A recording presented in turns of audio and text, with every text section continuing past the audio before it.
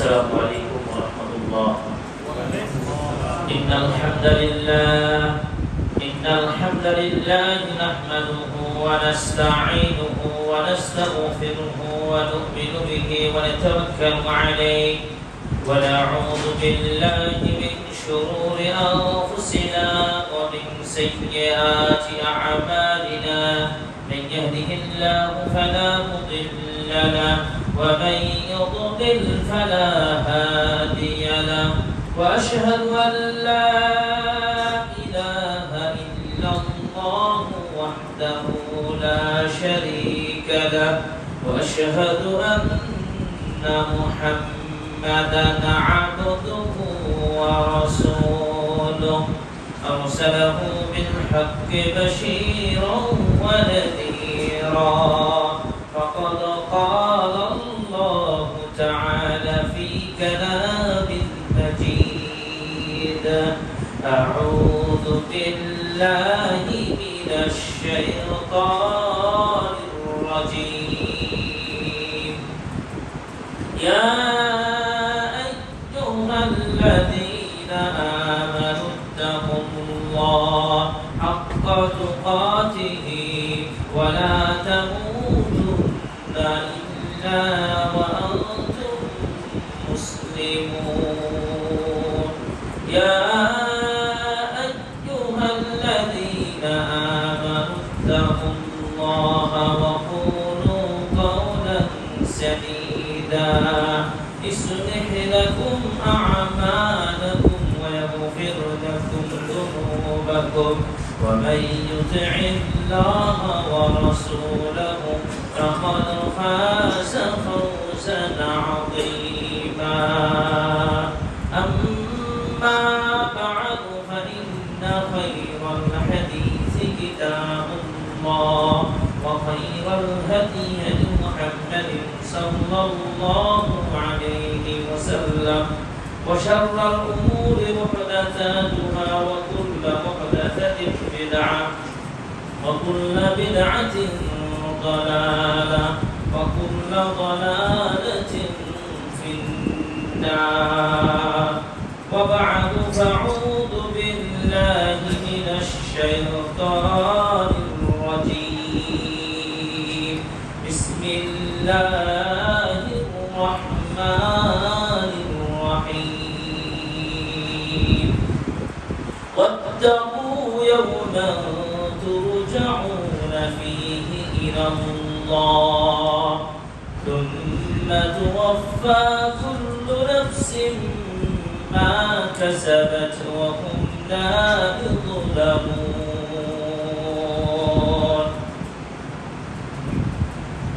عن أبي هريرة رضي الله تعالى عنه قال: قال رسول الله صلى الله عليه وسلم: سبعة يظلهم الله بظله يوم لا ظل إلا ظله: إمام عادل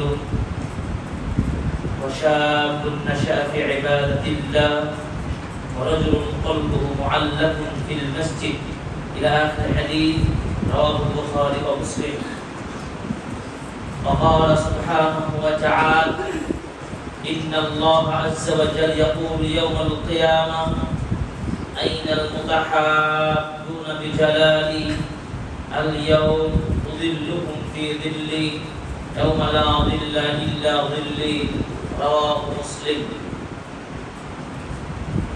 যাবতীয় প্রশংসা জ্ঞাপন করছি একমাত্র মহান আল্লাহ সুবহানাহু ওয়া তাআলার জন্য, যিনি মহিয়ান বলিয়ান বিশ্ব বিধাতা, যে সত্তার প্রলয় নেই, ক্ষয় নেই, আদি নেই, অন্ত নেই, শুরু নেই, শেষ নেই, যিনি আরশে আযীমে যিনি অবস্থান করছেন, যিনি গোটা বিশ্ব জগৎকে যিনি নিয়ন্ত্রণ করেন, যিনি একমাত্র কিয়ামতের মাঠে সকল সৃষ্টির মাঝে সকলের প্রাপ্য যথাযথভাবে ফয়সালার মাধ্যমে বুঝিয়ে দেবেন, সেই মহান আল্লাহ সুবহানাহু ওয়া তাআলার অসংখ্য প্রশংসা জ্ঞাপন করি। আমরা সবাই বলি আলহামদুলিল্লাহ। দরুদ ও সালাম বর্ষিত হোক এই পৃথিবীর সর্বশেষ ও সর্বশ্রেষ্ঠ নবী ও রাসূল আহমদ মুহাম্মদ মুস্তাফা সাল্লাল্লাহু আলাইহি ওয়াসাল্লাম। প্রিয় হাজিরিন, আজকের খুতবার আলোচ্য বিষয় পরকালে কিয়ামতের মাঠে যারা আল্লাহর বিশেষ ছায়া পাবে। এই বিষয়টি অত্যন্ত গুরুত্বপূর্ণ একটি বিষয়, কারণ জীবনের শুরু এবং শেষ এবং দুনিয়ার জীবনের সমাপ্তির পরে পৃথিবীর সকল মানুষকে ওই দিনের অপেক্ষায় থাকতে হবে। সেই দিন অবশ্যই সকলকে উপস্থিত হতে হবে, যেই দিন কিয়ামতের দিন, ফায়সালার মাঠ। মনে রাখতে হবে এই পৃথিবীর জীবন কয়েকদিন কাল, সেই পরপারের চিরস্থায়ী জীবনের কথা মানুষের ভাবা দরকার। দিনের দিন ফুরিয়ে আসছে, তার জন্য ভয় হওয়া এবং প্রস্তুতি নেওয়াও আমাদের দরকার।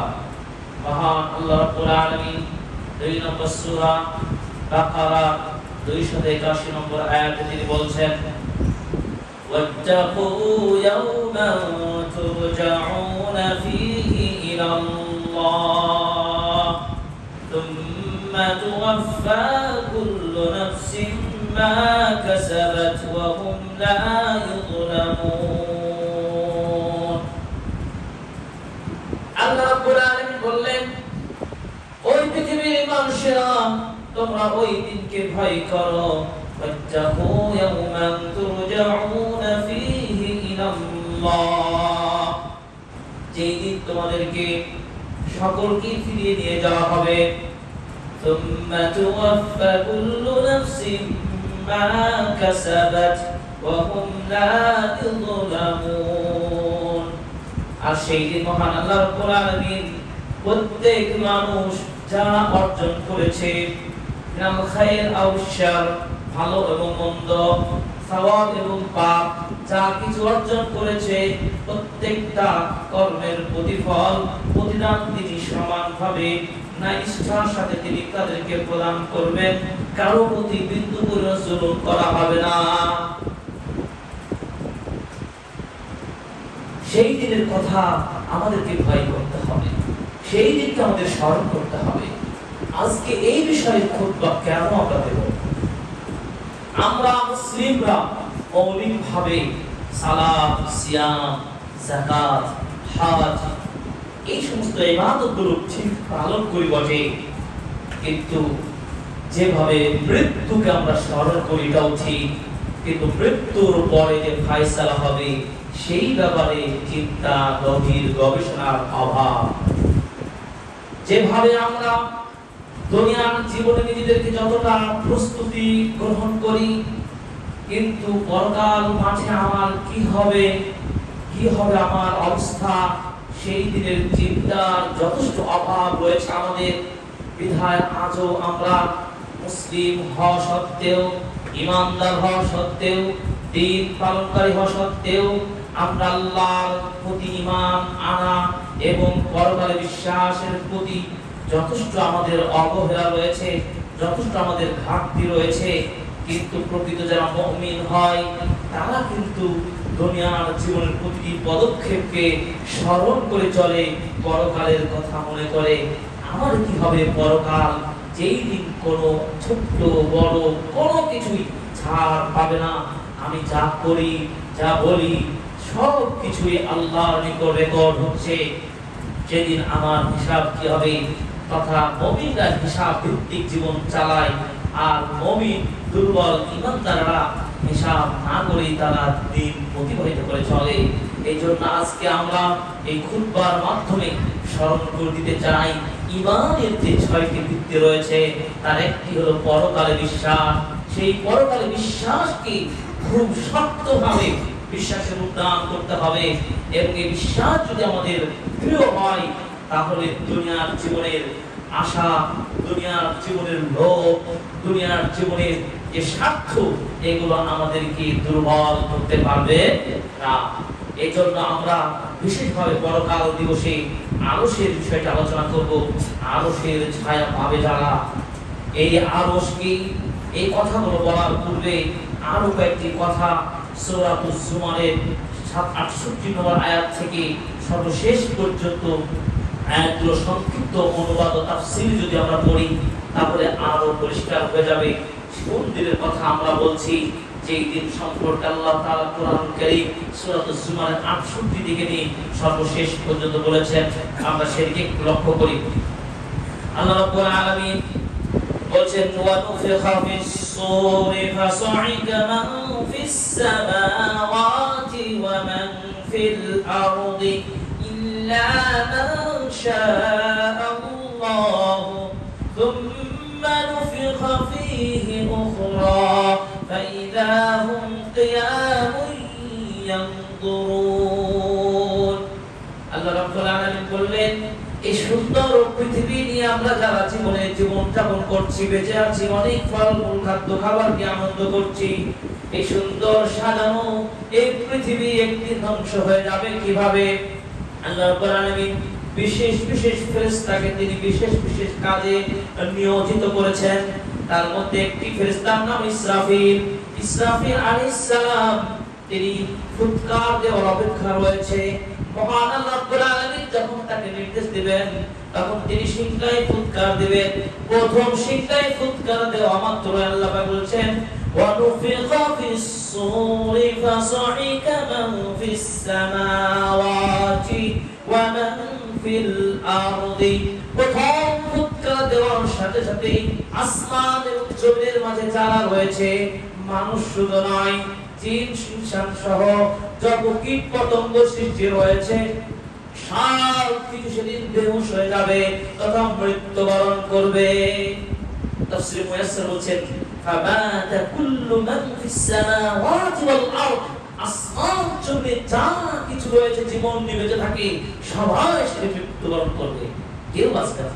তবে আল্লাহ যাকে চাইবেন তাকে তিনি মৃত্যু না দিতে পারেন, সে ক্ষমতা আল্লাহর রয়েছে।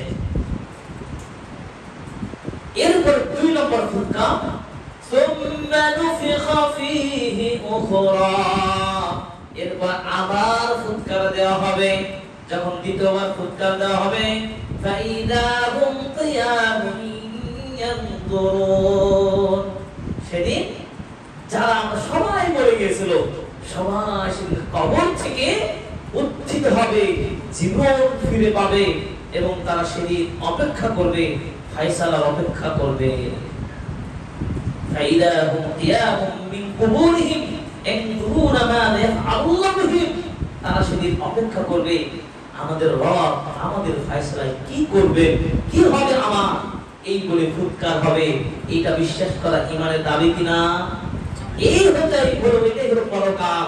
এই পরকালে বিশ্বাস করা ঈমানের অন্যতম বড় কোণ। তাহলে জীবনের এপিঠ আর ওপিঠ, জীবনের এপিঠ শেষ হবে এই ফুৎকারের মধ্য দিয়ে, পৃথিবীর কেউ বাঁচবে না। সেই দিনকে ভয় করতে বলা হয়েছে সূরাতুল বাকারা 281 নম্বর আয়াতে তিনি বললেন, ওয়াত্তাকু ইয়াওমান তুরজাউনা ফীহি ইলাল্লাহ সুম্মা তুওয়াফফা কুল্লু নাফসিন মা কাসাবাত ওয়া হুম লা ইউযলামুন। তোমরা ওই দিনটাকে ভয় করো যেদিন আল্লাহ রাব্বুল আলামিনের নিকট সকলকেই ফিরে যেতে হবে। কোনো সন্দেহ আছে? কোনো সন্দেহ নেই।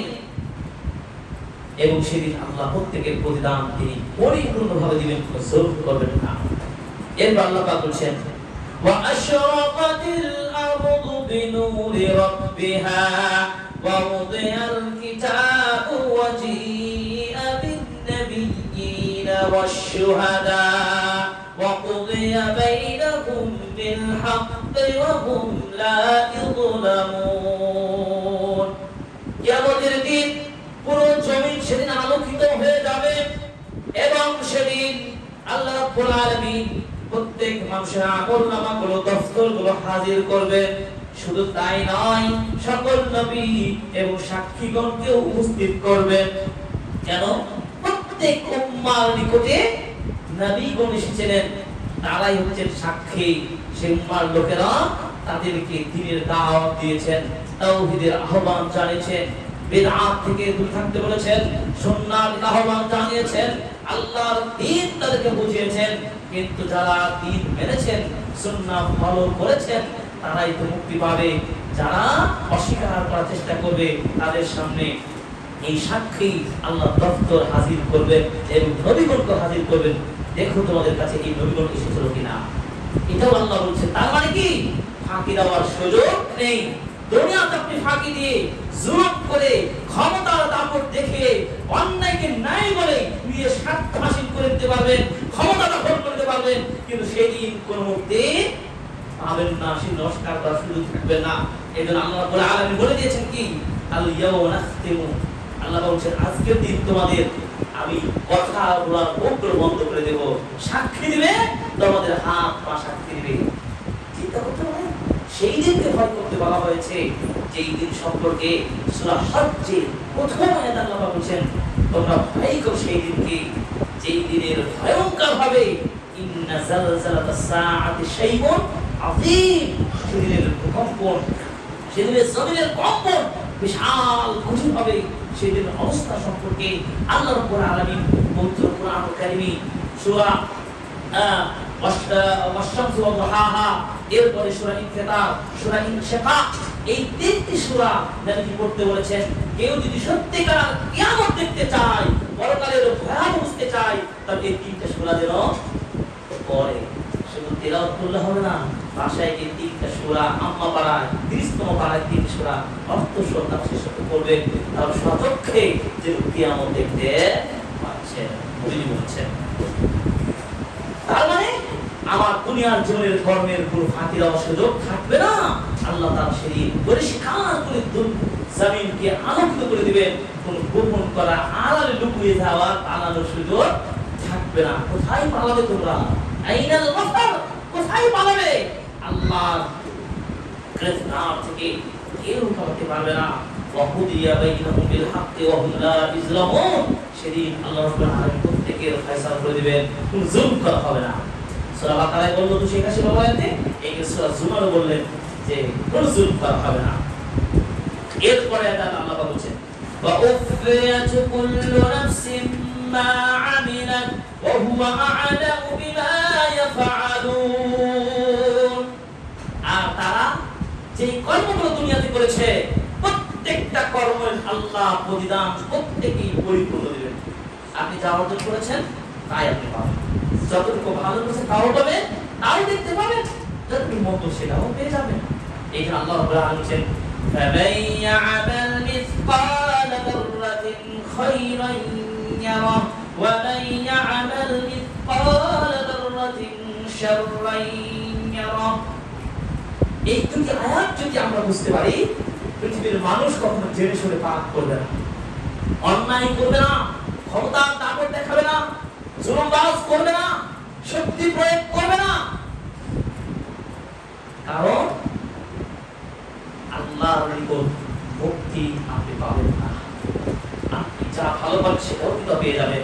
বন্ধু চুল পরিমাণ যদি, বিন্দু পরিমাণ যদি, অন্য পরিমাণ যদি আপনি অন্যায় করেন, সেটাও আপনি আপনার আমল নামায় সব দেখতে পাবেন। কাফা বিনাফসি ইকরা কিতাবাক, আল্লাহ পাক সেদিন আপনার বেতাখা দিয়ে দিবেন, রেজাল্ট শীট দিয়ে দিবেন, পড়ো তুমি কি করেছো, পড়ো তোমার আমল নামা নিজে দেখো। সেদিন কারো আমল নামা পড়বে ডান হাতে, কারো আমল নামা পড়বে বাম হাতে, অপরাধীদের আমল নামা বাম হাতে, আর যারা জান্নাতি হবেন তারা পাবেন ডান হাতে। আল্লাহু আকবার। আল্লাহ তুমি আমাদেরকে সেই ঈমান দান করুন, আমাদেরকে জান্নাতের টিকিট আমাদেরকে ডান হাতে সকলকে আল্লাহ তুমি দান করুন, আমিন। এই জন্য এই কথাগুলো কেন বলছি? সেদিন ডান হাতে যারা আমল নামা পেয়ে ধন্য হবেন, সেদিন তাদের আনন্দই কি আনন্দ! শুধু আপনাদের ইশারা দিচ্ছি, সূরা হাক্কা আপনারা পড়বেন, সেখানে পেয়ে যাবেন। তারা আনন্দে চিত্তে ছুটবে সুবহানাল্লাহ, এবং তারা জান্নাতে প্রবেশ করবে, স্থায়ী জান্নাতে থাকবেন। আবার যারা আনন্দ পাবেন, তারা সেদিন হতভম্ব হয়ে তারা বলবে আমরা তো এইটা চিন্তাই করি নাই, এই ধরনের যে রেজাল্ট সেটা আমাদের চলে আসবে, বাম হাতের আমি যে আমলদার হব এটা ভাবি না, তারা লজ্জিত হবে। খুদু আননি, আল্লাহ তাআলা তাদেরকে পাকড়াও করতে বলে, ফেরেশতাদেরকে বলে ধরো তাদেরকে। চিন্তা করতে পারেন, তারপর তাদেরকে জিজির করে তাদের ছেঁচড়ে ছেঁচড়ে জাহান্নামে নিয়ে যাবে। আল্লাহ আমাদেরকে মাফ করুন, রক্ষা করুন, আমিন। তাহলে আমরা যে বিষয়গুলো চিন্তা করছি যে দেখুন যে আমরা যে কাজটা করব সেটা ভেবে চিন্তা করে কাজ করব। এই জন্য আল্লাহ পাক কি সূরা হাশর ইয়া আইয়ুহাল্লাযীনা তাকুল্লাহ ইয়া আইয়ুহাল্লাযীনা আমানু আত্তাকু ওয়াল তানজুর নাফসুন মা কদ্দারাত। হে বান্দারা আল্লাহকে ভয় করো, তোমরা আগামী দিনের জন্য কি কাজ করো, কি আমল করো সেটা ভেবে চিন্তে কাজ করো। এই যে হলো ভাবিয়া করিও কাজ, করিয়া ভাবিও না। তখন আপনি ব্যাক করার সুযোগ থাকবে না, নতুন করে জীবন গঠনের সুযোগ থাকবে না। এরপর আমলনামা যাদের যেমন হবে, ডান হাতে যাদের পাবে, যাদের জান্নাতের রেজাল্ট কি হবে, তাদের কি হবে এবং জাহান্নামের কি হবে, সেই কথা আল্লাহ তাআলা সূরা জুমারে পরিষ্কার বলেছেন। আমরা সেগুলো আরো বলতে থাকি। আল্লাহ পাকের বাণী দেখুন, وَسِيقَ الَّذِينَ كَفَرُوا إِلَى جَهَنَّمَ زُمَرًا حَتَّى إِذَا جَاءُوهَا فُتِحَتْ أَبْوَابُهَا وَقَالَ لَهُمْ خَزَنَتُهَا أَلَمْ يَأْتِكُمْ رُسُلٌ مِّنكُمْ يَتْلُونَ عَلَيْكُمْ آيَاتِ رَبِّكُمْ وَيُنذِرُونَكُمْ لِقَاءَ يَوْمِكُمْ هَذَا قالوا بلى ولكن حقت كلمة العذاب على الكافرين। সেদিন যারা কাফির হবে, যাদের আমলনামা বাম হাতে পাবে, যারা জাহান্নামের জন্য নির্ধারিত হয়ে যাবে, সেদিন ওই জান্নাত জাহান্নাম অস্বীকারী পরকালের অবিশ্বাসী এই মুরতাদ কাফিরদেরকে আল্লাহ রাব্বুল আলামিন কি করবেন, হাকিয়ে তাদেরকে দলে দলে জাহান্নামের দিকে নিয়ে যাওয়া হবে এবং তাদের জন্য পূর্বভাবে আগে থেকে জাহান্নামের দরজাগুলো খোলা থাকবে, জাহান্নামের দরজাগুলো ওপেন থাকবে, যাতে করে দল যাওয়া মাত্র তাদেরকে যেন জাহান্নামে প্রবেশ করে দেওয়া হয়। وقال لهم خزنتها ওই জাহান্নামের দায়িত্বরত ফেরেশতাগণ তাদেরকে বলবে, আলাম ইয়াতিকুম রাসূলুম মিনকুম, হে তোমরা জাহান্নামীরা, তোমাদের কাছে কি কোনো নবী রাসূল আসে নাই, কোনো দাঈ আসে নাই, তারা কি তোমাদেরকে জাহান্নামের ভয়ের কথা বলে নাই? সেদিন কি জবাব দেব? এই জন্যই তো খুতবায় আমাদেরকে বলতে হয় যে আসুন আর ভুল করা যাবে না, কাফের থাকা যাবে না, আমরা যেন এই অপরাধী যেন না হই, এই জন্য সতর্ক এখনই হতে হবে, তওবা করে নতুন জীবন গঠন করতে হবে। মুসলিমদের নতুন বছর শুরু হতে যাবে সামনে, অনেকে হজের মাঠে গেছে, অনেকে হজ করতে গেছে, কিন্তু আমরা যারা হজ করতে যেতে পারি নাই, এখনই আমাদের তওবা করে এখনই আমাদের আল্লাহর প্রতি ফিরে আসতে হবে, ঠিক কি না? আমাদের ফিরে আসতে হবে, অন্যায়কে বুঝতে হবে, অপরাধকে নির্মূল করতে হবে, ওই জাহান্নামকে ভয় করতে হবে। সেদিন সব নবী রাসূলগণকে তাদের কথা স্মরণ করে দেওয়া হবে, তোমাদের রাসূলগণ আসে নাই, তোমাদের কাছে কি কোরআন তেলাওয়াত করা হয় নাই? এই কোরআনের বাণীগুলো তো আপনাদের সামনে বলা হচ্ছে, তারপর যে হুঁশ ফিরে না আসে, সেদিন আপনি আক্কেল হারা, বিবেক হারা, আপনি সেদিন পাগলের মতো হয়ে যাবেন। এত পাগল হবেন, কোন মুক্তির পথ খুঁজে পাবেন না। قالوا بلى ولكن حقت كلمة العذاب على الكافرين। তখন ওই জাহান্নামীরা বলবে, এটাই তো আমাদের উপরে নসিবে চলে এসেছে, কারণ আমাদের যেমন কর্ম করেছি তেমন তার ফল পেয়ে গেছি। কেউ জেনে শুনে আগুনে হাত দেবে, দুনিয়া থেকে লস করবে, কিন্তু এই দুনিয়ার সামান্য আগুনে বিপদে কেউ আমরা করতে চাই না। জেলখানা কেউ হাতে দিতে চায়? তাও তো বাংলাদেশ বলেন, দুনিয়ার জেলখানা তো অনেক আরামে, হ্যাঁ, সেখানে খাবার দাবার সবকিছু পাওয়া যায়, আপনি সবকিছু ভোগ করতে পারেন, কিন্তু সেই দিন জাহান্নাম কি হবে, এই জাহান্নামে কি হবে, এই ভাবনা আপনার ভাবতে হবে।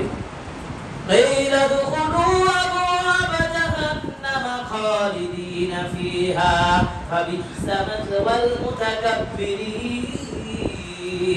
জাহান্নামে নিকট নিয়ে যাওয়ার পরে তাদের সাথে কিছু অল্প কথোপকথন বলা হবে। জাহান্নামের ফেরেশতাগণ তাদেরকে এই কথাগুলো বলার পরে তাদেরকে বলাবে, কিলা দুখুলু, এই তোমরা প্রবেশ করো আবওয়াবা জাহান্নামে, জাহান্নামে কে পাবেন, এই জাহান্নামে তোমরা প্রবেশ করো, খালিদিনা ফিহা, সেখানে স্থায়ীভাবে তোমরা অবস্থান করো। আবিসা মাসওয়াল মুতাকাব্বিরিন, তোমরা এই দাম্ভিক কাফিরদের জন্য এই জায়গাটা কতই না মন্দ, তার ধিক্কার দেওয়া হবে। না, এবার তোমরা জাহান্নামে প্রবেশ করো। যে জাহান্নামকে তারা ভয় করতে না, আল্লাহ অবাধ্য করতে, নিজের খেয়াল খুশি মতো জীবন চালাতে। আল্লাহ আমাদের হেফাজত করুন, আমিন। অনড়ভাবে যারা আল্লাহ দ্বীনের উপর থাকবে, নবীর সুন্নাহ জীবন চালাবে, বিদআতকে অস্বীকার করবে, কোরআন সুন্নাহ তত্ত্বভিত্তিক জীবন যারা গঠন করতে চায়, কোন দম্ভ ফাসাদ এগুলো যারা চিন্তা করে না, দুনিয়ার খ্যাতি চিন্তা করে না, দলমত ঊর্ধ্বে থেকে আল্লাহ সন্তুষ্টির জন্য যারা কাজ করে, আনুগত্যের বিকাশ করাতে পারে, এই সব ইমানদার, আমলদার, আনুগত্যশীল মুত্তাকি মুমিনদের জন্য জান্নাত এরা একটা দিন হবে। তাদের সম্পর্কে বলেন ওয়াসিকাল্লাযীনা তাকাউ রাব্বাহুম ইলাল জান্নাতি যুমারা। এই ইমানদারদের জান্নাতীতে যারা পাবে তাদেরকে আল্লাহ দলে দলে ফেরেশতাগণ তাদেরকে জান্নাতের দিকে নিয়ে যাবেন। হাত্তা ইযা জাউহা ওয়া ফুতিহাত আবওয়াবুহা, অনুরূপভাবে তাদের জন্য জান্নাতের দরজাগুলো খোলা থাকবে। ওয়া ক্বালা লাহুম খাযানাতুহা সালামুন আলাইকুম তিবতুম ফাদখুলুহা খালিদিন। জান্নাতের নিকট যাওয়া হবে, এই জান্নাতের ফেরেশতারা কি করবে দেখেন, কি ওয়েলকাম, সুবহানাল্লাহ। তাদেরকে সালাম জানাবেন, তারাই তাদেরকে সালাম জানাবে, মানে ওয়েলকাম জানাবে, স্বাগত জানাবে। মারহাবান বিকুম আইয়ুহাল আসহাবুল জান্নাহ, সুবহানাল্লাহ। তুমি আমাদের জান্নাত করো, আমিন। হে আল্লাহ, হাদিসে এসেছে কোন বান্দা যদি তিনবার জান্নাত আল্লাহ চাই, জান্নাত তো আল্লাহর নিকট আহ্বান করে বলে, আল্লাহ তোমার এই বান্দারা জান্নাত চায়, আল্লাহ তুমি এদেরকে জান্নাত হিসেবে কবুল করো, আমিন। দেশ ও প্রবাসীর কাছেও দূরের ভাই বোনেরা যারাই জান্নাতের প্রত্যাশা করেন, যারা দিনী দাওয়াতি কাজে সহায়তা করেন, আমাদের সাথে সাপোর্ট করেন, কোরআন সুন্নাহকে বোঝার চেষ্টা করেন, তারাই তো প্রত্যাশা করবে জান্নাতের কথা। তাদের সকলের পক্ষে, সকলের চিন্তা ধারণায় আশা নিয়ে আমি খুতবায় আল্লাহর কাছে আহ্বান জানাচ্ছি, দোয়া করছি, রব তাআলাকে বলছি, আল্লাহ তুমি আমাদেরকে জান্নাত দান করিও, আমিন। আল্লাহ তুমি আমাদের জান্নাতুল ফিরদাউস দান করিও, আমিন। আল্লাহ তুমি আমাদের জান্নাতুল ফিরদাউস দান করিও, আমিন। নবী সাল্লাল্লাহু আলাইহি ওয়াসাল্লাম বলেছেন, কেউ যদি তিনবার জাহান্নাম থেকে মুক্তি চায়, জাহান্নাম তো আল্লাহর কাছে বলেন, আল্লাহ এদেরকে জাহান্নাম থেকে মুক্ত করে দাও, আমিন। আল্লাহুম্মা আজিরনা মিনান নার, আল্লাহুম্মা আজিরনা মিনান নার, আল্লাহুম্মা আজিরনা মিনান নার। আল্লাহ তুমি আমাদের এই দোয়া কবুল করুন, আমিন।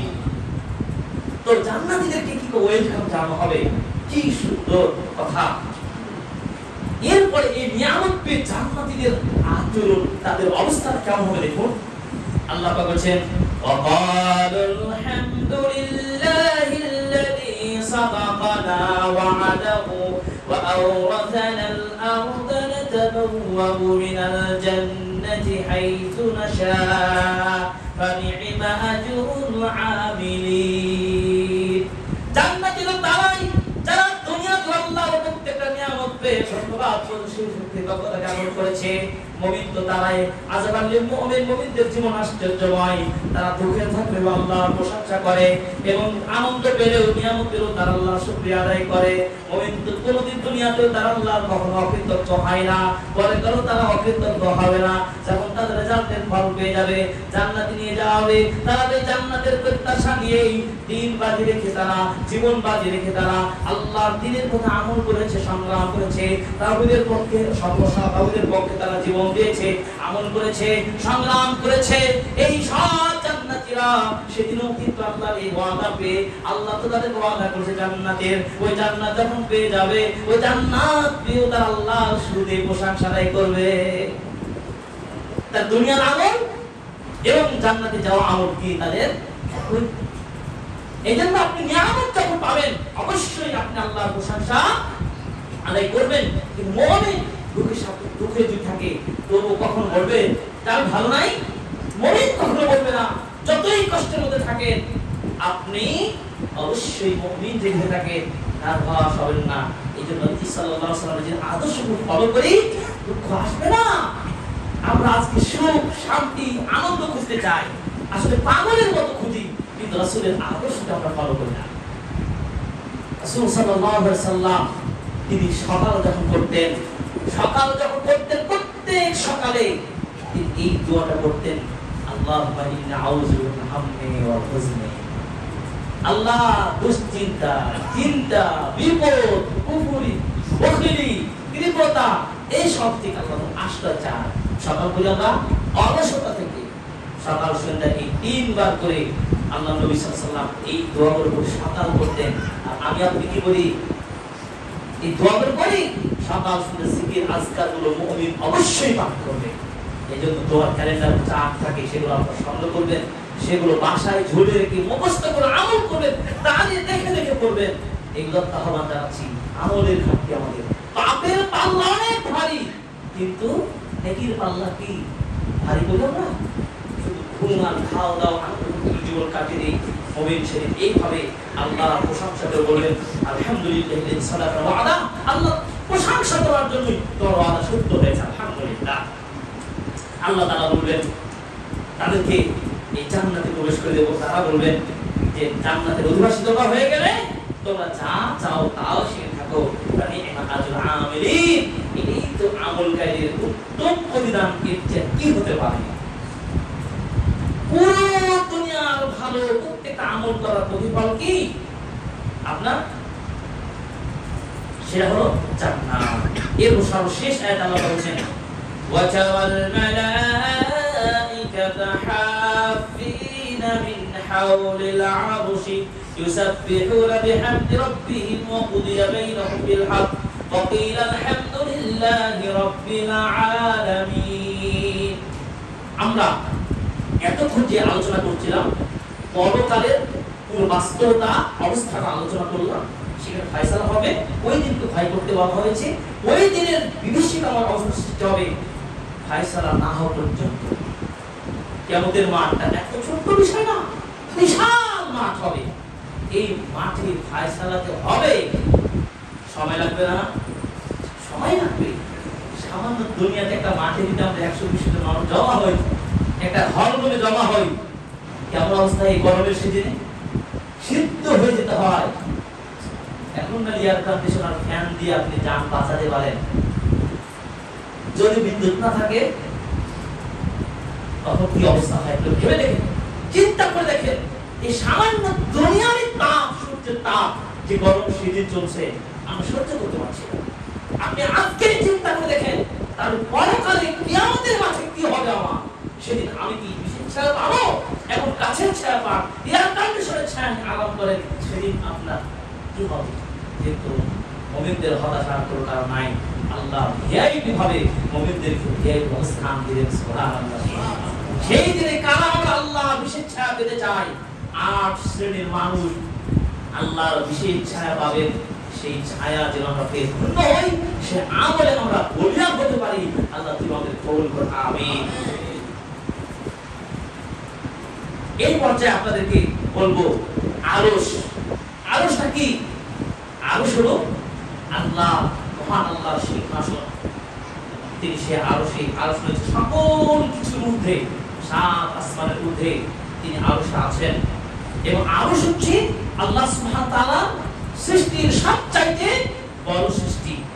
এই জন্য নবী সাল্লাল্লাহু আলাইহি সাল্লাম বলেছেন কুরসির তুলনায়, আল্লাহর আরশের যে কুরসি, এই কুরসির তুলনায় 7 আসমান হলো ময়দানে পড়ে থাকা একটি বালার মতো।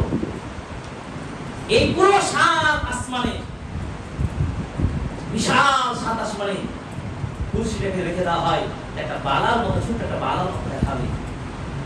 তাহলে আরশের কুরসি যদি এত বড় হয়, তাহলে আরশটা কত বড় হবে? তিনি বলছেন আরশের তুলনায় কুরসি হবে ঠিক সেই বালার মতো। তার মানে কত বিশাল! এই জন্য আল্লাহ তাআলা বলছেন সূরা বাকারা, এই আয়াতুল কুরসিতে বলা হচ্ছে ওয়াসিয়া কুরসিহুস সামাওয়াতি ওয়াল আরদ। মহান আল্লাহর কুরসিটা আসমান এবং জমিন পুরো পৃথিবী ব্যাপী। সুবহানাল্লাহ। এর চাইতে কিন্তু আরশটা আরো বড়। কুরসির কথাই এখানে বলা হচ্ছে ওয়ালা ইয়াউদুহু হিফযুহুমা ওয়া হুয়াল আলিয়্যুল আযীম। আর এই বিশাল পৃথিবী ব্যাপী আসমান জমিনের সব কিছু রক্ষণাবেক্ষণ আল্লাহ করেন। এই এত কিছু, কোনো কিছু আল্লাহকে ক্লান্ত করতে পারে না, দুর্বল করতে পারে না। মানে কি? আল্লাহর নিয়ন্ত্রণেই সব কিছু রয়েছে।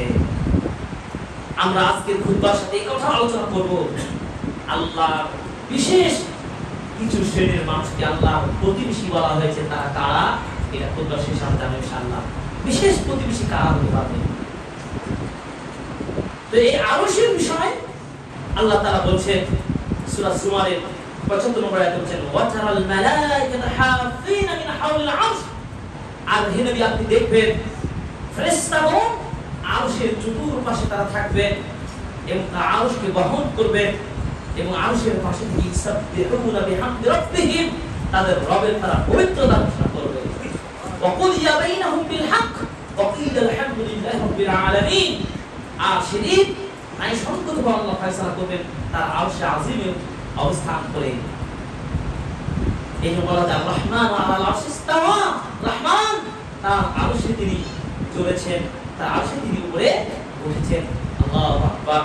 এরপর আল্লাহ তাআলা সূরা মুমিন আয়াত নম্বর 7 বলেন আল্লাযীনা ইয়াহমিলুনাল আরশা ওয়া মান হাওলাহু, যারা আরশকে বহন করবে, আরশ বহনকারী ফেরেশতাগণ, ওয়া মান হাওলাহু আরশ বহনকারী ফেরেশতাগণ এবং আরশের চতুর্পাশে অবস্থানরত ফেরেশতাগণ ইউসাববিহুনা বিহামদি রাব্বিহিম, তাদের রবের তারা পবিত্রতা ঘোষণা করবেন। ওয়া ইউমিনুনা বিহি, এবং তারা আল্লাহর প্রতি ঈমান আনবে। ওয়া ইয়াস্তাগফিরুনা লিল্লাযিনা আমানু, আর দুনিয়ায় ঈমানদার বান্দা যারা রয়েছে, দুনিয়ার ঈমানদার বান্দাদের জন্য তারা ওই ফেরেশতাগণ, আরশ বহনকারী ফেরেশতাগণ আল্লাহর নিকট ক্ষমা প্রার্থনা করবে। কি বুঝলাম? আল্লাহর সৃষ্টি ফেরেশতা মালায়েকা, আল্লাহর সৃষ্টি নূর থেকে সৃষ্টি, আর আমরা মাটি দিয়ে সৃষ্টি। নূরের সৃষ্টি আল্লাহর নৈকট্যে থাকা ফেরেশতাগণ এই ঈমানদার মুমিনদের জন্য আল্লাহর নিকট স্পেশাল ক্ষমা প্রার্থনা করে। সুবহানাল্লাহ। এটা গত সপ্তাহে আমরা আলোচনা করেছি ফেরেশতাগণ যাদের জন্য দোয়া করেন, 10 শ্রেণীর ব্যক্তির জন্য ফেরেশতাগণ দোয়া করেন। এই জন্য ফেরেশতা জগৎ নামে একটা বই আছে, আব্দুল হামিদ ফাইজির, এই বইটা আপনারা পাবেন, রাজশাহী ওয়াহিদাতে প্রকাশ করা হয়েছে। খুবই গুরুত্বপূর্ণ। তার মধ্যে একটা হলো রাতে ওযু করে পবিত্র হয়ে ঘুমালে ফেরেশতাগণ পুরো রাত আপনার জন্য দোয়া করেন। সুবহানাল্লাহ।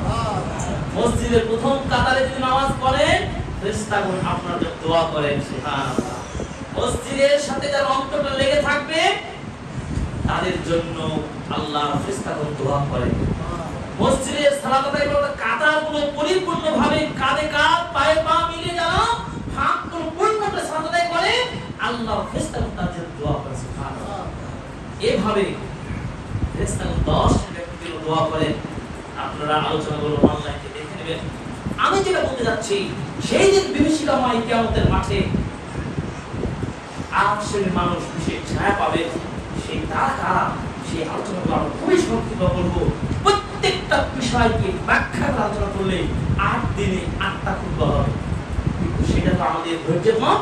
এই যে মূল বিষয়গুলো আমরা বলবো। সেদিন কিয়ামতের দিনে সূর্যকে এত নিকটবর্তী করা হবে যে সম্পর্কে আল্লাহ তাআলা বলছেন যে সূর্যকে খুব তুদুনা শামসু ইয়াউমাল কিয়ামাহ মিনাল খালকি হাত্তা তাকুনা মিনহুম কাবিদার মাইন। তিনি বলছেন যে সেদিন সূর্যকে কিয়ামতের মাঠে সৃষ্টি থেকে এত নিকটবর্তী করা হবে যে ব্যবধান থাকবে 1 মিল, অর্থাৎ 1 মাইল। নবীজি বলছেন এই 1 মাইল, সাহাবী বলছেন 1 মাইল বলতে দুনিয়ার 1 মাইল হতে পারে। আর যদি দুনিয়ার 1 মাইলও যদি হয়, এত উঁচুতে হয়, তাহলে সূর্য কেমন হবে? এখন কত দূর উপরে সূর্য আছে? লক্ষ কোটি কোটি উঁচুতে আছে সূর্য। তারপরে তাপ সহ্য করতে পারছি আমরা, এই গ্রীষ্মকালের তাপ। সেদিন 1 মাইল, অথবা নবীজি বলছেন, সাহাবী বলছেন, অথবা চোখে যে আমরা ওই যে আপনার চোখে সুরমা ব্যবহার করি, এই ঘড়ি বা সেটা দূরত্ব যতটা দূরত্ব কাছে হয়, মানে এত নিকটবর্তী করা হবে। সামগ্রিকভাবে সেদিন সূর্য কি করা হবে? খুবই কাছে আনা হবে। এই কাছে আনার পর কি হবে? সেই বিভীষিকাময় অবস্থাটা ফায়াকুন নাসু আলা কদরি আ'মালিল আরাক ফামিনহুম মান ইয়াকুনু ইলা কা'বাইহি। এই সূর্যের তাপের কারণে ঘামাস্রোত হয়ে কারো পায়ের গোড়ালি পর্যন্ত পানিতে ভিজবে, কে পায়ের হাঁটু পর্যন্ত, কেউ পেট পর্যন্ত, এমনকি নাক কান পর্যন্ত শুধু এই ঘামের পানিতে হাবুডুবু খাবে। এটা হচ্ছে আমাদের মূল বিষয়। যে এই যে কঠিন অবস্থা সৃষ্টি হবে, সেদিন 7 শ্রেণীর মানুষ বিশেষ ছায়া পাবে। সহিহ বুখারীর হাদিস নম্বর 660 হাদিসটা মুখস্থ করে সহিহ বুখারীতে হাদিসটা পড়ে নেবেন। আল্লাহর নবী বিখ্যাত সাহাবী আবু হুরায়রা রাদিয়াল্লাহু তাআলা আনহু বর্ণিত, তিনি বলেন রাসূল সাল্লাল্লাহু আলাইহি ওয়াসাল্লাম বলেছেন, সাবআতুন ইউযিল্লুহুমুল্লাহু ফি যিল্লিহি ইয়াওমা লা যিল্লা ইল্লা যিল্লুহু। 7 শ্রেণীর মানুষকে আল্লাহ সেদিন ছায়া দান করবেন, যেদিন তার ছায়া ছাড়া কোনো ছায়া থাকবে না, কোনো ছায়া থাকবে না, কোনো আল্লাহর থাকবে না। সেই দিনের কথা আপনি চিন্তা করে কল্পনা করে এক মিনিট চোখ বন্ধ করে ভেবে রাখেন, এই দুনিয়ার তাপ আমি সহ্য করতে পারছি না, পরকালের তাপ যদি সূর্য আমার মাথার উপরে থাকবে, সেদিন আমার কি অবস্থা হবে। আল্লাহ আমাদেরকে যে বিশেষ ছায়া, আরশের ছায়া দিয়ে আমাদেরকে আশ্রয় দান করে। আমিন। হতে হবে সেই 7 আরশের মানুষ। নাম্বার 1 ইমামুন আদিলুন। আগে শুধু পয়েন্টটা বলি, তার ব্যাখ্যা করব। 1 ন্যায়নিষ্ঠাবান শাসক। 2 ওই যুবক ওয়াশাকুন নাশআ ফি ইবাদাতিল্লাহ, আল্লাহর ইবাদতে বা ইবাদত বন্দেগীতে যে যুবক সময় অতিবাহিত করে। 3 ওয়ারাজুলুন কলবুহু মুআল্লাকুন বিল মসজিদ, ওই আত্মা যে আত্মা অলওয়েজ মসজিদের সাথে অন্তরটা লেগে থাকে। যখন বললাম কখন আসর হবে, আসর পরে কখন চিন্তা করে মাগরিব হবে, এই অপেক্ষমান নামাজি মুসাল্লি ব্যক্তি কি বলা যে মসজিদের সাথে অন্তর লেগে থাকা। 4 ওয়ারাজুলান তাহাব্বা ফিল্লাহ ইসতামা আলাইহি ওয়া তাফারাকা আলাইহি, ওই দুজন ব্যক্তি যারা পরস্পরকে ভালোবাসে, আল্লাহর উদ্দেশ্যে ভালোবাসা একত্রিত হয়, আবার কোনো কারণে যদি অপরাধ অন্যায় ঘটে যায়, আল্লাহকে খুশি করার জন্য আবার বন্ধুত্ব কি করে, বিচ্ছিন্ন ঘটায়। এই পরস্পরের মধ্যে ভালোবাসা বন্ধুত্ব সৃষ্টিকারী এদেরকে আল্লাহ বেশি ছায়া দান করবেন। 5 ওয়ারাজুলুন দাআতহু ইমরাআতুন দাতু মানসাবিন ওয়া জামালিন, বিত্তশালী সুন্দরী নারী কোনো পুরুষকে যদি অপকর্মে আহ্বান জানায়, তখন যে পুরুষ বলে ইন্নী আখাফুল্লাহ, আমি আল্লাহকে ভয় করি, এই পুরুষকে অপরাধে জড়িত করতে না পারা, এই পুরুষ নিজেকে নিয়ন্ত্রণ করতে পেরেছেন আল্লাহর ভয়ে, তাই একেও আল্লাহ তাআলা কি করবেন, বিশেষ ছায়া দান করবেন। 6 নম্বর কি ওয়ারাজুলুন তাসাদ্দাকা বিসাদাকাতিন ফাআখফাহা হাত্তা লা ইয়ালামা শিমালুহু মা তুনফিকা ইয়ামিন, মা তুনফিকা ইয়ামিন।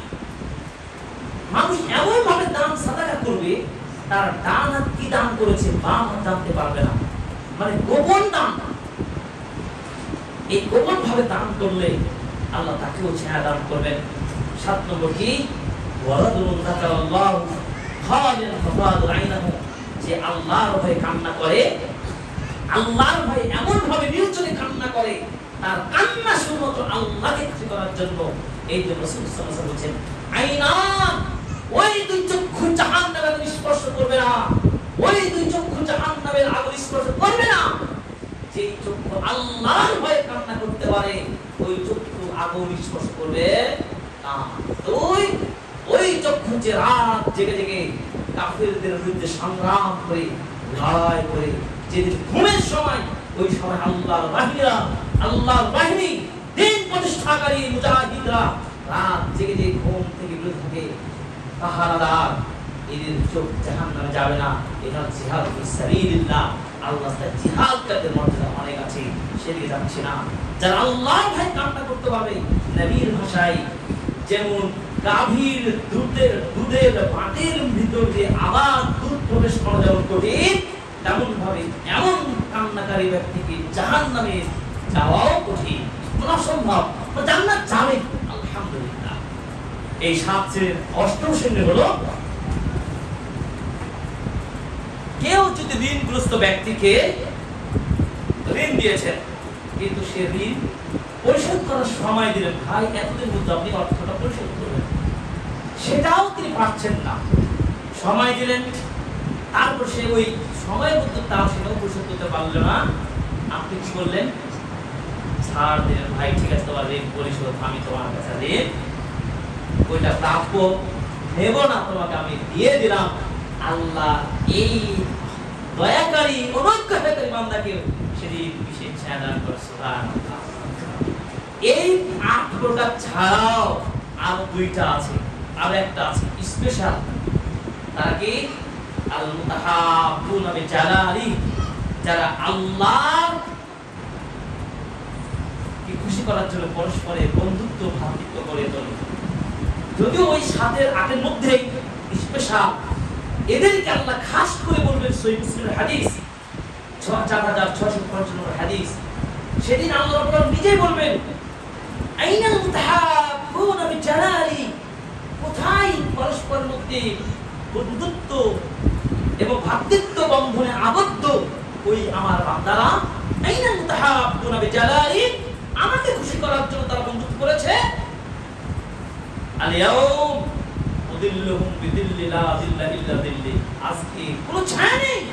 আমি আল্লাহ আমার ওই প্রেমময় দুইজনের মধ্যে যে ভ্রাতৃত্ব গড়ে উঠেছে, দুইজন ভালোবাসা গড়ে উঠেছে, ওই দুইজনকে আমি বিশেষ ছায়া দান দেবো। সুবহানাল্লাহ। আল্লাহ তাই ভালোবাসা সৃষ্টি করতে হবে। আল্লাহ তাআলা আমাদের কবুল করুন, আমিন। এবার আসলে খুবই সংক্ষিপ্ত ব্যাখ্যা আকারে বলবো। আল্লাহ বিশেষ ছায়া পাবেন। 1 নাম্বার কি? ইমামুন আদিলুন, ভালো করে রাখতে হবে। ন্যায় নিষ্ঠাবান শাসক, ন্যায় নিষ্ঠাবান রাষ্ট্রনেতা, ন্যায় নিষ্ঠাবান রাষ্ট্রপতি, ন্যায় নিষ্ঠাবান দেশ শাসক। তিনি এমন ভাবে বিচার করবেন, নিরপেক্ষভাবে এমন ভাবে দেশ চালাবেন, কোনোভাবে দুর্নীতি, অপরাধ, অন্যায়ের আশ্রয় গ্রহণ করবে না। তিনি বিচার শাসন কার্য পরিচালনা করতে গিয়ে কোন জাতিগত পক্ষপাতিত্ব করবেন না, কোন দেশগত পক্ষপাতিত্ব করবেন না, কোন ভাষাগত পক্ষপাতিত্ব করবেন না, কোন আত্মীয়গত পক্ষপাতিত্ব করবেন না, কোন এলাকাগত পক্ষপাতিত্ব করবেন না, কোন পার্টিগত পক্ষপাতিত্ব করবেন না, বংশগত, ধর্মগত, মাযহাবগত, ধর্ম বৈষম্যগত, হিংসাগত এমন কোন পর্যায়ে কোনোভাবে পক্ষপাতিত্বহীনভাবে নিঃস্বার্থভাবে দেশ সমাজ রাষ্ট্র পরিচালনা করবে। এই ব্যক্তি যদি এভাবে শাসন করতে পারে, পরিচালনা করতে পারে, তাহলে এমন শাসন, এমন বিচারকের আল্লাহ তাআলা বিশেষ ছায়া দান করবেন, আমিন। সে শাসক বাংলাদেশে চাই, চাই কি চাই না? আল্লাহ আমাদের সে শাসক রাষ্ট্র দান করুন, আমিন। আল্লাহ রাব্বুল আলামিন বলেন সূরা মাইদা 48 নম্বর আয়াত, ফাহকুম বাইনাহুম বিমা আনজালাল্লাহ ওয়া লা তাত্তাবি আহওয়াহুম আম্মা জাআকাল হক, তোমরা ফয়সালা করো আল্লাহ যেভাবে বিধান নাযিল করেছেন ওইভাবে। আমরা ফয়সালা করি কিভাবে? জাহিলি নেতা, জাহিলি চিন্তাধারায় নিজের স্বার্থে বিধান, যখন যেদিকে বাতাস যখন সেদিকে সে মুক্তি পেয়ে যাচ্ছে, পেয়ে যায়। আরো কত কি হালাল কি হারাম দেখা দেখি নাই, আছে ক্ষমতা, আমার ক্ষমতা আমি ব্যবহার করবই, সেটাই হয়েছে।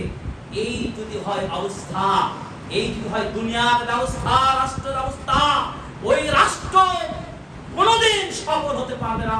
ইমাম ইবনে তাইমিয়া রাহিমাহুল্লাহ বলেছেন, ইমাম তাইমিয়া রাহিমাহুল্লাহ বলেছেন, 788 তিনি মৃত্যুবরণ করেছেন, তিনি বলেছেন ওই রাষ্ট্র কোনদিন প্রতিষ্ঠিত হতে পারে না যে রাষ্ট্রের মধ্যে শাসক দিতে হয় এ ধরনের দুর্নীতিকারী, এ ধরনের অন্যায়কারী, অবিচারকারী, এবং যখন যে ক্ষমতার ক্ষমতার জন্য নিজের ক্ষমতা, নিজের দল লোকদেরকে, নিজের পছন্দের লোকদেরকে নিরাপত্তা দেবে, আর ভিন্ন চিন্তার, ভিন্ন ভাষার, ভিন্ন এলাকার, ভিন্ন গোষ্ঠীর, ভিন্ন বিভাগের লোকদের প্রতি বৈষম্য সৃষ্টি করবে, এই রাষ্ট্র নেতা বিভাগে প্রতিটি দেশে আপনি সফল স্বার্থ রাষ্ট্র আশা করতেই পারেন না। এই কথাই যদি আজকে বাংলার মানুষ বুঝে, বৈষম্য বিরোধী আন্দোলন সার্থক হবে সেদিন, সেদিন সার্থক হোক, এই প্রত্যাশা আমি যেন আমি নিজে করছি। আমি আমার বৈষম্য বিরোধী ছাত্র ভাই সহ যারা যেভাবে এই দেশকে সুন্দর দেশ গড়ার লক্ষ্যে দল মত নির্বিশেষে সংগ্রাম করেছেন এবং সুন্দর একটা দেশ প্রতিষ্ঠার চেষ্টা করছেন, আমি মনে করি দায়িত্বশীল, বর্তমান দায়িত্বশীল সহ যারা আছেন, ওমরের মতো একটা শাসক হওয়ার চেষ্টা করেন। ইনশাআল্লাহ আপনার যদি বিরক্ত না থাকে, একজন খলিফাকে জিজ্ঞাসা করা হয়েছিল ওই নিষ্ঠাবান শাসক, একজন নিষ্ঠাবান শাসকের কোন কোনটা থাকা দরকার, তিনি বীর, বেশি বীর, এটা নাকি না নিষ্ঠাবান। তিনি বলেছিলেন যদি একজন শাসকের যদি ন্যায় নিষ্ঠা আদল এটা থাকে, তাহলে বিরক্ত থাকার কোনো প্রয়োজন নেই। বুঝতে পেরেছেন? এই জন্য এই সততার উপরে, ন্যায় নিষ্ঠার উপরে আপনাকে প্রতিষ্ঠিত হবে। এমনকি বলেছেন যদি সেইটা নন মুসলিম কান্ট্রি হয়, নন মুসলিম রাষ্ট্রের রাষ্ট্রনেতাও যদি হয়, অন্তত পক্ষে তার একটা গুণ যদি থাকে, কি অন্যায়কারী না, জুলুমবাজ নয়, এই একটা গুণ যদি এই খারাপ গুণটা না থাকে, ওই দেশটা সুন্দরভাবে পরিচিত হবে, অর্থে, ক্ষমতায়, যশে, খ্যাতিতে ইসলাম লাভ করবে। আমি প্রমাণ দিতে পারি। আপনারা বিশ্ব রাজনীতিতে তাকান, বিশ্ববাসী দেশগুলোতে তাকান, এমন অনেক বিধর্মী রাষ্ট্র রয়েছে যা বিশ্ব নিয়ন্ত্রণ করছে। বিশ্ব নিয়ন্ত্রণ বলতে এই দুনিয়া, বৈশ্বিক দুনিয়ায় তারা অর্থ ক্ষমতা কি অনেক বড় না, পপুলার না? কেন হয়? কেন? আপনারা যারা প্রবাসী, যারা যান, যারা দেশ বিদেশ ঘুরেন, আমি তাদের সুনাম করছি না, কিন্তু তাদের মুখেই অবজার্ভ রিপোর্ট কালেকশন করেন, যতটা বাংলার জমিনে চ্যাম্পিয়ন হয় দুর্নীতি দিয়ে 2 নম্বরে, অন্য দেশে কয়টা দুর্নীতির চ্যাম্পিয়ন সেটা দেখেন। সফল রাষ্ট্রের কথা বলছি আমি সারাই বলছি, বুঝে নিতে হবে তারা কিন্তু এই গুণগুলোতে অনেকটা অ্যাডভান্স। তাদের তাওহীদ নাই আছে, তাদের ঈমান নাই আছে, কিন্তু বৈশ্বিক দুনিয়াতে তারা কি সফল। কেন? কোনগুলো থাকার কারণে? 9টা আদর্শ সততা থাকার কারণে। এই সততা গুণ অর্জন করতে হবে, সফল রাষ্ট্র গঠন হবে। দাউদ কেন বলছেন তোমাকে খলিফা বানিয়েছে, তুমি 9টার সাথে ফয়সালা করো।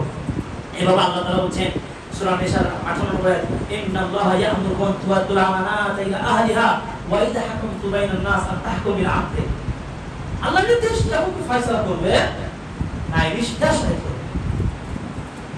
আর আমাদের দেশের আইন বিচার ব্যবস্থায় কি করা হয় সেটা আমরা সবাই জানি। অতএব আমরা এমন বিচারক হই যেন পরকালে যেন আমরা এটার বিনিময়ে জান্নাত পাই, আরশের ছায়া পাই। সূরা হুজুরাত 9 নম্বর আয়াত পড়ে নেবেন। এভাবে রাসূল সাল্লাল্লাহু আলাইহি ওয়াসাল্লাম বলেছেন জান্নাতি 3 প্রকার। তার মধ্যে একটা হলো জান্নাতি, এর বিশেষায়িত করেছে। 1 নাইনিষ্ঠা ও শাসক, 2 মুমিন মুসলিম আত্মীয়স্বজনের মধ্যে ভালো একটা পবিত্র সম্পর্ক রেখে চলতে পারে, কঠিন মনের মানুষ নয়, নরম প্রকৃতির মানুষ, এটাও জান্নাতি। সুবহানাল্লাহ। চিন্তা করতে পারেন আমরা নরম মানুষ হতে পারবো না? একটু ভালোবাসা দেখাতে পারবো না? আমরা আত্মীয়স্বজন, পাড়া প্রতিবেশী কারোর প্রতি রাগ কষ্ট নাই, আমরা ভাতৃত্ব করতে পারি না? রাজনৈতিক, অরাজনৈতিক যে কোনো পর্যায়ে, ব্যবসায়িক, শ্রমিক, সবার মধ্যে একটা ভালোবাসার বন্ধনে আবদ্ধ হবো। 3 নম্বর হলো ওই গরিব পিতা, গরিব হওয়া সত্ত্বেও তার সন্তান যে অনেক রয়েছে, তার প্রতি তিনি হারাম পথে উপার্জনের চেষ্টা করে না। এই জিনিসের ব্যক্তিকে বিশেষ জান্নাতি ব্যক্তি বলা হয়েছে। ওই শাসক 3 প্রকার রাসূলের হাদিস। একজন শাসক যাবে জান্নাতে, 2 জন শাসক যাবে জাহান্নামে। হাদিসটা কঠিন, মধ্যে এবারই পড়ে আসলাম। আল্লাহু আকবার। কিতাবুল কাদা ফয়সালা পড়বে, যেই বিচারক জান্নাত যাবে তিনি হলো উনি যিনি সত্যটা বুঝে তদন্ত সাপেক্ষে সঠিকভাবে ইনসাফের সাথে ফয়সালা দিয়ে থাকে, জান্নাতি বিচারক। আর 2 জন জাহান্নামীকে সত্য জানার পরেও উল্টো রায় দেয়, ডাইরেক্ট জাহান্নাম। জজ সাহেব সাবধান। আল্লাহ। আরেকজন কি এই সত্য তদন্ত করার কোনো জ্ঞানই রাখে না, জাহেল, কোনোভাবে দল মত পেয়ে দলের চেয়ারে বসে গেছে, যাচাই করার তার জ্ঞানই নাই, তার জ্ঞান নাই। এই জাহেল কাউদি আর ফয়সালাকারী শাসক সরাসরি জাহান্নামে যাবে। স্পষ্ট হাদিস। আল্লাহ আমাদেরকে এই জন্য বলা হয়েছে কি জানেন, যে রাজ্যের একটা এলাকার 10 জনের যে একটা আমিরও হয়, তাও সাবধান। আমাদের মসজিদের দল নেই, মনে করেন আমাদের মামুন ভাই, সাবধান, ওনাকেও সাবধান। ওনারও যদি যে দর্শন থাকে সাবধান, আমি তিনি না, আমার সাথে যে দর্শন থাকে আমিও সাবধান। নেতা মানে সাবধান, নেতাগিরি হওয়া ভালো না। শাসক উমরের মতো কেন বলছি? শাসক উমর রাদিয়াল্লাহু তাআলা আনহু কেন বলছি? ওমর রাদিয়াল্লাহু তাআলা আনহু নিকট একজন দূত পাঠাল কাইসার। দেখো তো ওমরের অবস্থা কেমন, সে তো মদিনার রাজা, তার জীবন চলার গতি কেমন। ওই দূত এসে মদিনাবাসীকে জিজ্ঞাসা করছে, ওমর আইনা ওমর রাদিয়াল্লাহু তাআলা আনহু রাদিয়াল্লাহু কোথায়? তিনি তো আপনাদের রাজা। তখন মদিনাবাসী উত্তর দিচ্ছে কি জানেন? ওমর রাদিয়াল্লাহু কিন্তু আমাদের রাজা নয়, তিনি আমাদের আমির। ইসলাম ভাষাগুলো দেখেন, লাইসাল মুলক ওয়া হুয়া আমির, তিনি হচ্ছেন আমির। তখন বলেন কোথায়? ওমর রাদিয়াল্লাহু তাআলা আনহু মদিনা শহরের বাইরে তিনি গেছেন, এক মদিনার উপকণ্ঠে গেছেন, এলাকার নাম বলা হলো।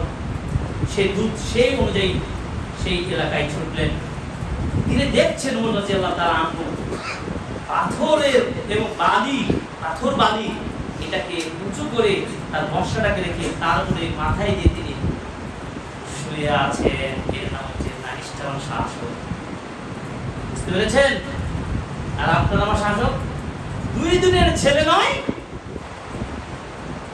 24-এর গণ অভ্যুত্থানের পরেই তো আমরা দেখতে পাচ্ছি অনেক বর্তমান ধর্ম উপদেষ্টা যারা আপনার উপদেষ্টা পরিষদে রয়েছে, এত কেন গণমিছিল, এত কিছু দাবি, এত কিছু কি তাদের জীবনযাত্রা দেখেন না। জাস্ট বাস্তব কথা বলছি, কিন্তু আমাদের দেশে আসছে কি বৈষম্য চিন্তা নেই, কিন্তু 24-এর পর গণঅভ্যুত্থান হয়েছে। পাবেন ওদের মতো পাবেন? একজন করেছেন, একজন চিন্তা করেছেন কারা বৈষম্য শিকার হচ্ছে? কেন আপনার মাধ্যমে একটা মসজিদ খুব কোটিপতি হবে, একটা মসজিদ ধ্বংস হবে? কেন কি হচ্ছে না? মসজিদ পুড়িয়ে দেওয়া হয়, আরেকটা মসজিদ আবার খুব কোটিপতি মসজিদ বিরাট বানিয়ে দেওয়া হয়। এই সৌদি সরকারের অর্থায়নে বাংলাদেশে একাধিক বিশাল বিশাল মসজিদ দেওয়া হয়েছে। আশ্চর্য মুসল্লি নাই।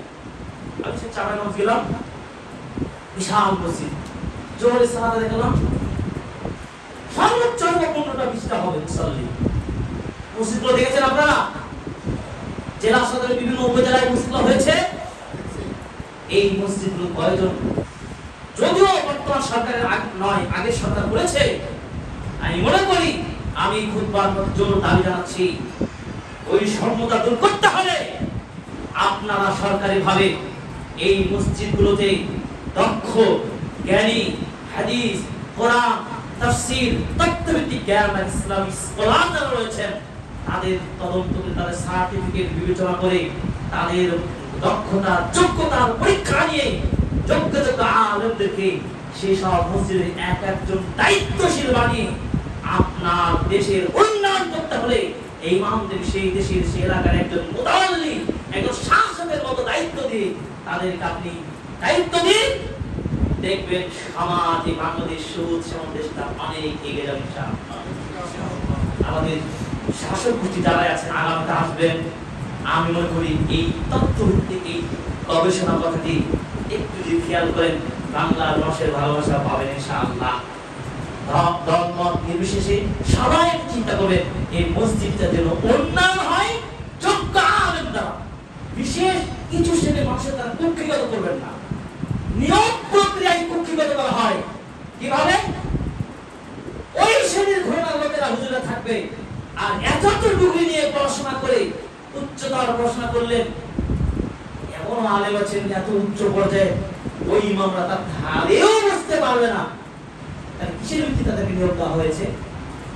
এই জন্য ধর্ম উপদেষ্টা, মাননীয় ধর্ম উপদেষ্টা মহোদয় সহ ইসলাম ফাউন্ডেশন দায়িত্বশীল হয়েছেন এই মসজিদগুলো সংস্কার করার উদাত্ত আহ্বান জানাচ্ছেন এবং এই মসজিদগুলোতে দ্বীন শিক্ষা, বিশুদ্ধ শিক্ষার আয়োজন করবেন। ইসলামিক ফাউন্ডেশনের মাধ্যমে পরিচালিত শিক্ষা ব্যবস্থাগুলোকে আরো যুগোপযোগী করেন। রাষ্ট্র উন্নয়ন হবে কি হবে? ইনশাআল্লাহ হবে, ইনশাআল্লাহ। আল্লাহ কবুল করুন, আমিন। আমি আসলে খুতবা লম্বা হয়ে যাচ্ছে, সর্বশেষ আর ওই বিষয়গুলো ব্যাখ্যা করছি না। সবাই আমরা জানি, সর্বশেষ একটা হাদিস বলি, আরশের ছায়া পাবে বিশেষ ব্যক্তি। সাদাকা যারা করবেন, সাদাকার ছায়াতে তারা যতদিন ফয়সালা না হবে সাদাকার ছায়ায় অবস্থান করবে। চিন্তা করেন, যতদিন আপনার এই রাসূল সাল্লাল্লাহু আলাইহি ওয়াসাল্লাম বলছেন ফাত্তাকুন নার ওয়ালাউ বিশিক্কি, একটা খেজুর দিয়ে হলেও তোমরা আল্লাহ জাহান্নামের আগুন থেকে নিজেকে বাঁচাও এবং সাদাকা করো। তার মানে কি? একটা খেজুর যদি পারেন, একটা টাকা দিয়েও পারেন, সাদাকা করো। সাদাকার ফজিলত এত বেশি কুল্লু ইমরিন ফি দিল্লি সাদাকাতিহি হাত্তা ইউসরা বাইনান নাস। মুসনাদ আহমদের ৭০৩৩৩ হাদিস। কিয়ামতের মাঠে যতক্ষণ ফয়সালা না হবে ততক্ষণ পর্যন্ত সাদাকার ছায়াতে অবস্থান করে। সুবহানাল্লাহ। আর কি হলো, মসজিদের আবাদকারী যারা, মসজিদ পরিচর্যা যারা করেন, মসজিদ যারা দেখাশোনা করেন, মসজিদের খেদমতে যারা থাকেন, তাদেরকেই বলা হয় স্পেশাল আল্লাহর বিশেষ প্রতিবেশী। সাহাবীগণ বললেন, ইয়া রাসূলুল্লাহ, প্রতিবেশী তারা কারা? তিনি বলেন, যারা ঈমানদার, আমলদার, মসজিদের তত্ত্বাবধান করে, মসজিদে সালাত আদায় করে, মসজিদের খেদমত করে, মসজিদে আসে, মসজিদে পরিচর্যা করে, এরাই হচ্ছে আল্লাহর বিশেষ প্রতিবেশী। এরাও বিশেষ মর্যাদা পাবে। সুবহানাল্লাহ। আল্লাহ তাআলা তাকওয়া দাওয়াত সেন্টারের কেন্দ্র মসজিদকে এই মাইপাড়া কুঠিয়ার এই মসজিদকে আল্লাহ কবুল করুন। আমিন।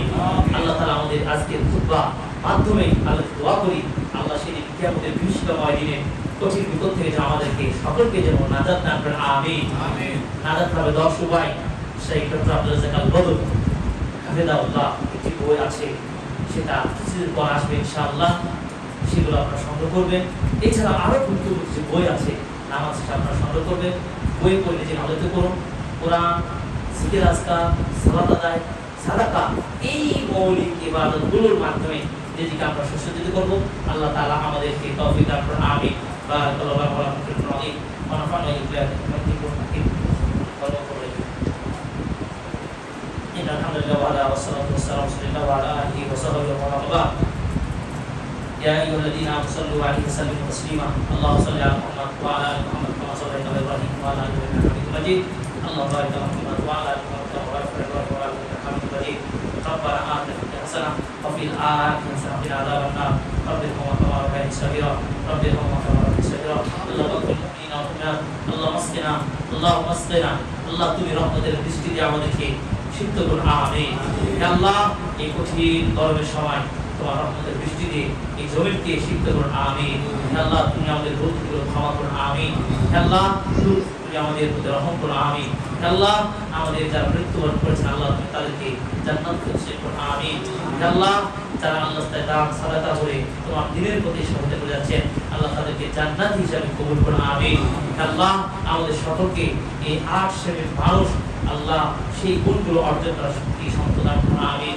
হে আল্লাহ, তুমি সর্বোপরি আমাদেরকে দ্বীনের উপরে মৃত্যুর আগ পর্যন্ত অবিচল রাখুন, ঈমানের উপর ভিত্তি দান করুন। এজন্য আমরা বলবো, রব্বানা লা তুযিগ কুলুবানা বা'দা ইয হাদাইতানা ওয়া হাব লানা মিন লাদুনকা রাহমাতান ইন্নাকা আনতাল ওয়াহ্হাব। اللهم اهدنا للنار اللهم اهدنا للنار يا مسدد القلوب سدد قلوبنا الطواغي. اللهم اعز الاسلام والمسلمين. اللهم اعز الاسلام والمسلمين. اللهم انصر اخواننا في فلسطين. اللهم انصر اخواننا في اخواننا في فلسطين. اللهم ফিলিস্তিন ভাইদেরকে সহায়তা করো, সাহায্য করো। আমিন। তাদেরকে বিজয় দান করো। আমিন। মুসলিম ভূখণ্ডকে বিজয় দান করো। আমিন। হে আল্লাহ, তুমি আমাদের যারা অসুস্থ তাদেরকে শেফা আজিলা দান কামনা দান করো। আমিন। হে আল্লাহ, আমাদের মা বোনদের কবুল করুন। আমিন। আল্লাহ তাআলা তাদের ঈমানকে আরো পরিপূর্ণ শক্তি দান করুন। আমিন। আল্লাহ, এই মসজিদ মাদ্রাসাকে দাওয়াত সেন্টারকে কবুল করুন। আমিন। এই প্রত্যাশা রেখে আল্লাহ তাআলা দোয়া করছি, রব্বানা তাকাব্বাল মিন্না ইন্নাকা আনতাস সামিউল আলিম ওয়া তুব আলাইনা ইন্নাকা আনতাত তাওয়াবুর রহিম। সুবহানা রাব্বিকা রাব্বিল ইজ্জাতি আম্মা ইয়াসিফুন ওয়া সালামুন আলাল মুরসালিন ওয়ালহামদুলিল্লাহি রাব্বিল আলামিন।